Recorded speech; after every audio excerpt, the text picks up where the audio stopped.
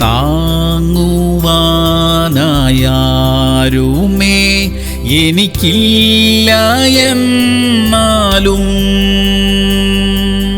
ഏറ്റം ചാരെ യേശു എൻ സഹായമായി വരും.